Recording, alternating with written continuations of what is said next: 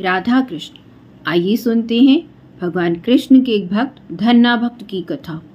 धन्ना का जन्म एक गरीब किसान परिवार में हुआ था। जब वह 5 साल की थी तो एक पंडित जी तीर्थ यात्रा से लौटकर उनके घर पर कुछ दिन के लिए ठहरे। पंडित जी के पास एक शालीग्राम था। वह हर रोज स्नान के पश्चात शालीग्राम जी की पूजा करते, उन्हें भोग लगाते, फिर स्वयं भोजन करते। पंडित जी के शालीग्राम की सेवा पूजा करते देख धन्ना उनको कहता, जब अब हमारे घर से जाएं तो ये शालीग्राम मुझे दे जाना, मैं भी इनकी वैसी ही पूजा और सेवा करूंगा। पंडित जी को लगा बच्चा है, शायद खिलौना समझ रहा है।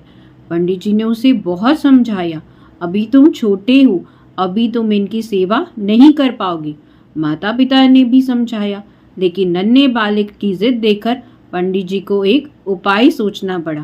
पंडित जी जब सुबह स्नान करने गए तो शालीग्राम से मिलता जुलता एक पत्थर अपने साथ ले आए। उन्होंने धन्ना के सामने ही उस पत्थर को स्नान करवाया, उसको आसन पर विराजमान कराया और अपने शालीग्राम जी को जानबूझकर नीचे विराजमान किया। उन्होंने धन्ना से पूछा, तुम्हें कौन सा शालीग्राम चाहिए? धन्ना ने पंडित जी के शालीग्राम की ओर इशारा करते हुए कहा कि मुझे नीचे वाला शालीग्राम चाहिए। पंडित जी कहने लगे, एक बार फिर सोच लो, क्योंकि जो शालीग्राम ऊपर विराजमान है वह राजा है और जो नीचे विराजमान है वह सेवक है। अब सोचकर बताओ तुम्हें कौन सा शालीग्राम चाहिए? धन्ना पंडित जी की बातों में आ गया और पंडित जी से उसे पत्थर को शालीग्राम बताकर दे दिया। पंडित जी ने जाते समय धन्ना से कहा, तुम इस शालीग्राम को रोज स्नान करवाना, उसके बाद इनकी पूजा करना और इन्हें भोग लगाना, उसके बाद कुछ खाना। धन्ना भक्त ने पत्थर को स्नान कराया, 4 मोटी मोटी बाजरे की रोटियों के साथ मक्खन लेकर उस पत्थर को भोग लगाने की याचना करने लगा। धन्ना नहीं जानता था भगवान कैसे भोग लगाते हैं। वह सोच रहा था भगवान तो प्रत्यक्ष प्रकट होकर भोग लगाएंगे। जब पत्थर से भगवान प्रकट नहीं हुए तो धन्ना कहने लगा, अगर आप भोजन नहीं करेंगे तो मैं भी नहीं खाऊंगा। उन्होंने शाम होने पर सारा खाना गाय को डाल दिया।